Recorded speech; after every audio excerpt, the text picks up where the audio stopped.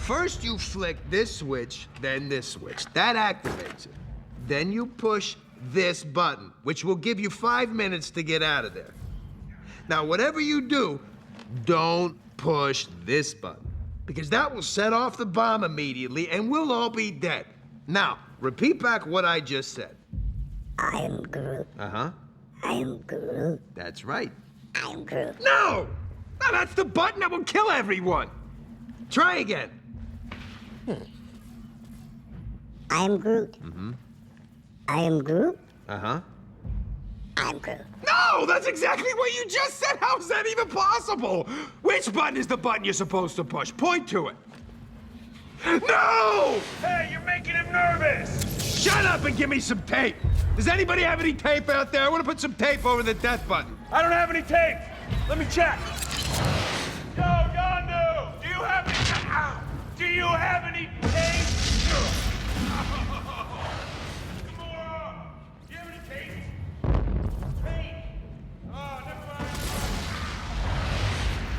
Drax! Do you have any tape? Yeah, Scott's tape would work!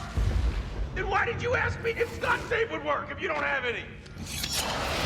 Nobody has any tape! Not a single person has tape. Nope! Did you ask Nebula? Yes! Are you sure? I asked Yondu and she was sitting right next to him! I knew you were lying. You have priceless batteries and an atomic bomb in your bag. If anybody's gonna have tape, it's you! That's exactly my point. I have to do everything. You are wasting a lot of time here!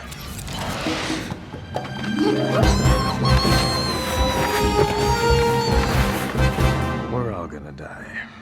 Genesis chapter 2, verses 16 and 17 says this, right after God has created man in his own image. And the final piece that puts together creation and makes it complete. He says, and the Lord God commanded the man, he said, you are free to eat from any tree in the garden, but you must not eat from the tree of the knowledge of good and evil. For on the day you eat of it, you will certainly die. One thing that you're not supposed to do. Don't push that button. These are the other things you're supposed to do. He tells the man he's to care for the garden. Gives him the power, the control of naming the animals. If you don't know a lot about the Old Testament, there's power in giving a name. It's the notion that you have control or authority over it in its life. And so, kind of like a parent does with a child, right? And so, he's given them the capacity to do that. He's allowed him to walk freely in what we know to be a beautiful, perfect place. God, in fact, has built this as his temple. It's his home. It's where he's going to reside and walk alongside man. Can you imagine that? There's an innocence to it. And the innocence that comes with being like a child. And there's a rhythm of work and rest that most of us dream of. And yes, there was work in Eden. In perfection, there is still work. There's no illness, there's no war, there's no famine. And God says, all you have to do is this one thing. Don't push that button. I have built my temple, he says, you're in it. And I've given you nearly free reign in it. Just don't push that button. Don't eat from that one tree that will get us all killed. But we know that they did. We know that they did, and they introduced something into the creation for the very first time. They introduced death. Death is one of those things we don't want to talk about. We don't like to think about it. William Randolph Hearst, if you know who he was a mogul 100 and some years ago that was absolutely loaded with money, like Jeff Bezos, Elon Musk level of wealth at the time. Had about a $200 million fortune. At age 75, when he was at the place where he recognized his time, his season here on earth was going to come to an end, that death was coming. Even at that time, he forbid anyone to say the word death in his presence. They were not allowed to say the word. He didn't want to think about it. And even as he wrote the statement for his attorney to separate, to split up his will, for lack of a better term, he said, it says, Mr. Hearst has become conscious of the uncertainties of life. It's the phrase he used, instead of just saying he knows he's not going to be here much longer, that he's going to die. Death is going to happen. It is a certainty. Some people say death and taxes. Taxes may be, although people really, really try to avoid it. They try to avoid death too, but as of yet, that's not a thing, right? Physically, that's not a thing. We avoid talking about death because it's painful. It hurts, especially if you lose a loved one. C.S. Lewis, in his book A Grief Observed, as he's talking about how he's processing the death of his wife, someone he loves very, very much, the love of his life. And he says, death of a beloved is an amputation. It's like the removal of something, a part of who you are. It's also frightening. The truth is that beyond this physical realm, there's a whole lot we don't know, right? We don't know exactly what we're going to see, feel, how things are going to look, what's going to go on. And if you don't believe there's anything after that, I would strongly disagree with you. But either way, we don't know exactly what that's going to look like. And so it's frightening, it's scary. And so we try not to think about it. But the thing is, we need to. Sometimes we really need to process what that all means. The book of Ecclesiastes is said to be written by King Solomon at the end of his life. King Solomon had all the wealth you could ever possibly imagine, all the power, all the accolades you could ever possibly want or need, well, way beyond need. He had everything. Wisdom, more than half the Proverbs are written by him or collected by him. And he gets to the end of his life and he's just reviewing everything he's said and done, everything he's chased and he's pursued, and he's recognizing at the end, as he's facing the reality of death, the uncertainty of death, the fear of death, the pain of death, he's saying to himself, none of those other things mattered. I really need to focus on the eternity, what this looks like, what this is. That's the stuff that matters.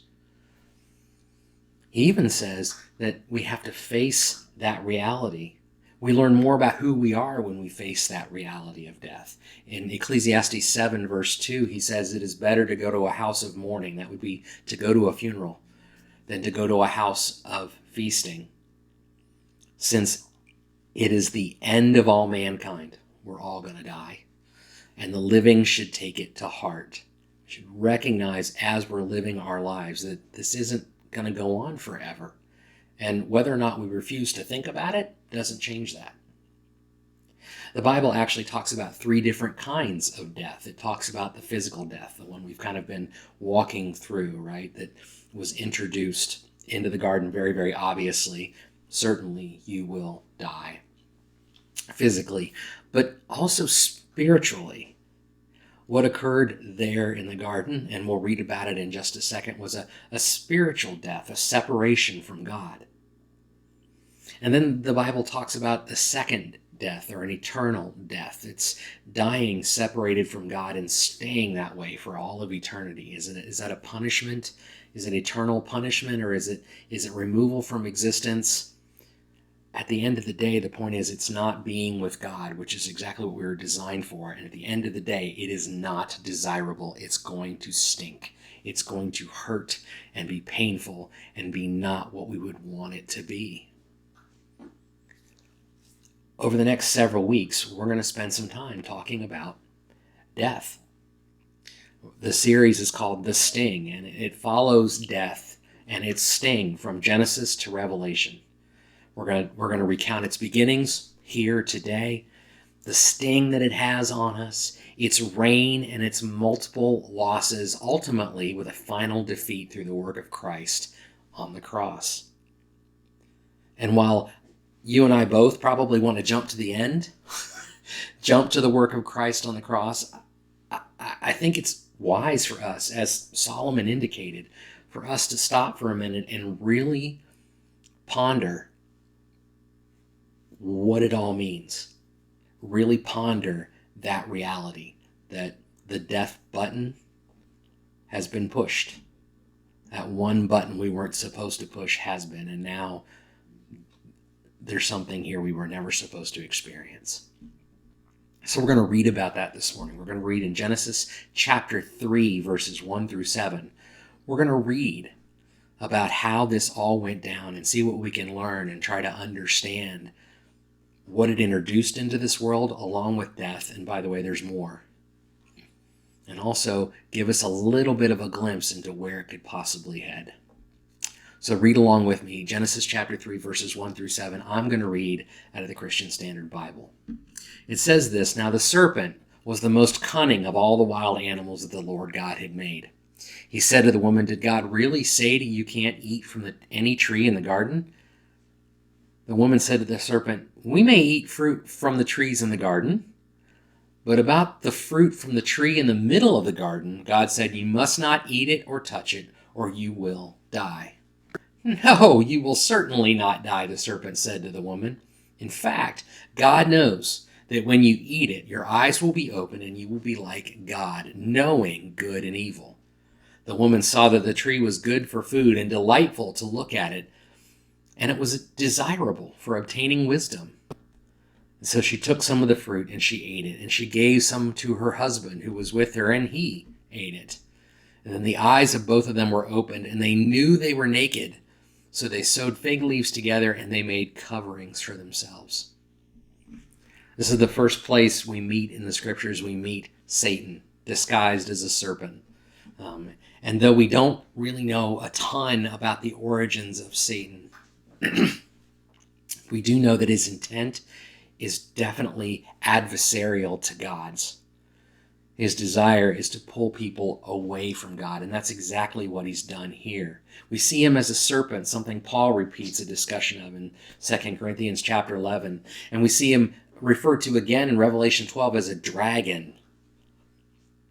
In Revelation 20, verse 2, we see it together. We see the dragon, the ancient serpent, who is the devil and Satan. I mean, it's the deceiver, the adversary, the accuser, the one who says God isn't God, the one who tries to drive a wedge between God and man, and by the way, has successfully done that. And he demonstrates his character out of the gate right here. He begins with a deception. In chapter 3, verse 1, we just read it. He questions God's own words. He said, "Did God really say you can't eat from the tree of the garden, any tree in the garden?" And it's a subtle question intended to kind of just break open the gates. And she says, No. He didn't say that. That's not what he said. But if you notice something about her language, he's beginning to work into Eve's heart and mind there. She's starting to buy it. And I say that because she left out something we read originally in chapter 2, verses 16 and 17, when he said you are able to freely eat everything else. And she left out the word freely and said, no, we're not allowed to eat this one thing. She left out the abundance that they were experiencing. So her brain has already shifted from recognizing how good they got it to FOMO, or fear of missing out, right? He's managed to tilt her from being just in awe over what they have to wondering what they don't have. And isn't that really where deception begins? He then goes on to deny God's truth. He says, no, God said you're going to die, but that's not going to happen. And that's different. The tone there in verse 1, where he was subtly just kind of trying to dig in and ask a question. Now he's emphatic. He's like, no, God's wrong. God did not tell you the truth. God is lying to you because he just doesn't want you to be like him. That's all there is. And then telling them that, and they're beginning to buy it. And I say they because it'd be really easy to chuck Eve under a bus, but they're a pair. They're one. They go together. We missed that part in our readings this morning, but the two have become one flesh. They are husband and wife. They are married. They are in this together. They make decisions together.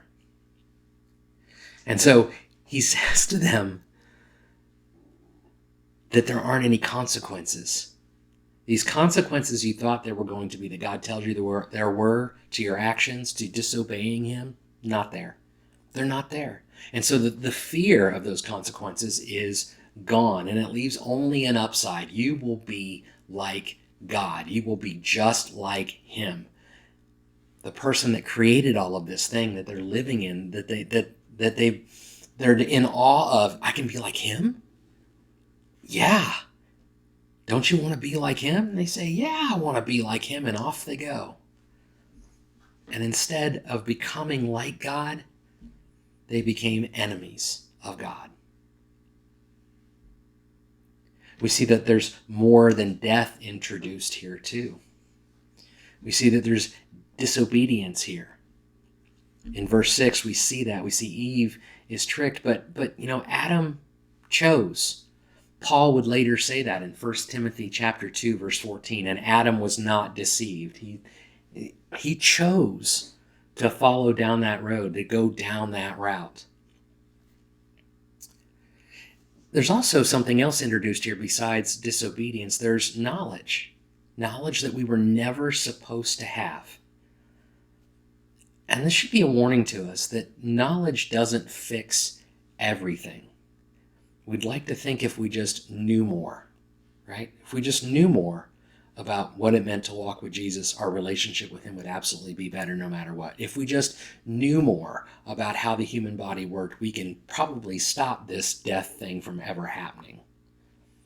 There have been religious folks over the years that have indicated that knowledge, a special kind of knowledge, they were known as Gnostics, knowledge, right? That this special kind of knowledge would give you these special abilities and power and a connection to God that you could not have anywhere else. The knowledge was the pursuit. And modern technology is all about pursuing, the idea that if we just understand more, we'll have this all figured out. And the truth is, many of us have begun to believe we can educate ourselves out of needing a God, out of having faith. The problem is that we are finite beings. We are called to live by faith in an infinite God. He also, in this passage, introduces shame. So we've got death introduced, we've got disobedience, knowledge, and shame. That sense that comes from lost innocence, right? The truth is, they were naked before they ate of this tree, and it didn't matter to them, right? You let 2 and 3-year-olds run around together, they run around naked all the time. They run around the house naked, but you would never do that as an adult. Well, good, you shouldn't, but you've lost some innocence there along the way. There are things that you've learned as you've grown up, things that people have told you, some knowledge that you've gained that has caused you to be ashamed of being naked. Me too. Nobody wants to see that. But he's also introduced fear. Fear, and a different kind of fear. He said, look, you don't have to have any fear of dying. He said, that's going to go away. But he's replaced it. He's replaced it with fear of a relationship with God. That's why they hid. That's why they hid themselves, and they tried to act like they were protected somehow when they didn't even feel the need to be protected before. Now they're in fear of having a relationship with God, of him seeing them for who they are, when he created them and he's been looking at them for who they are since the very beginning. No pretenses, no shields. This is just us together. If you feel these kinds of shame and fear in your life, you come by it naturally, meaning that since somebody pushed the death button, our relationship with God has been damaged beyond our ability to repair it. And the truth is, this has been an ongoing battle between humanity and death since the very beginning. As we walk through this series, we're going to learn and see where death has won. In a couple of places, it's won some battles. But ultimately, we're going to see that it did not win the war. It did not win the war.